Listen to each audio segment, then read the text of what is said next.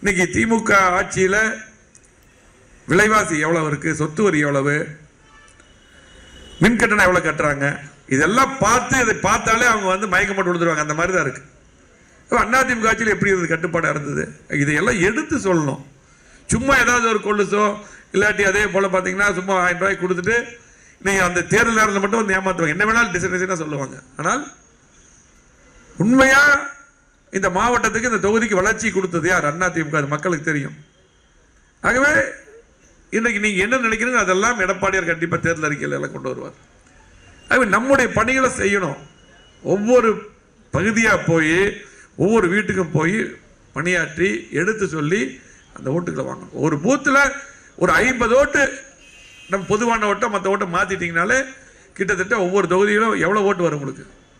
கிட்டத்தட்ட 20,000 ஓட்டு, 25,000 ஓட்டு, 15,000 ஓட்டு வரும் ஒரு தொகுதிக்கு, தொகுதியோட ஓட்டுகளை பொறுத்து. ஆகவே கவனமாக பணியாற்றணும். நம்முடைய பணிகளை ஈடுபாடோடு பணியாற்ற வேண்டும். நமக்கு தான் ஸ்ட்ரென்த் அதிகம். நீங்கள் யார் நிறைய சொல்கிறது போல இன்னைக்கு புதுசு புதுசாக எந்த கட்சி வேணாலும் வரட்டு, அந்த கட்சி சம்பந்தப்பட்டவர்கள் அந்த கட்சிக்காரங்க ஒரு பிரச்சனைனா ஃபர்ஸ்ட் கூட நிற்கணும். பிரச்சனை விட்டுட்டு போகக்கூடாது. அதிமுக அப்படி இல்லை. ஒரு பிரச்சனைனா ஒரு கட்சிக்கார பிரச்சனை சுக துக்கத்தில் ஒரு குடும்பமாக குடும்பத்தை ஒருத்தராக இருந்து நம்ம வந்து பங்காற்றுவோம். ஒரு பிரச்சனை நம்ம நிற்போம், கூட நீங்கள் நிற்பீங்க, நம்ம நிற்போம். ஆனால் இன்னைக்கு இருக்கிற சூழ்நிலை அப்படியெல்லாம் இல்லை. மக்களுக்கெல்லாம் தெளிவாக தெரியும்.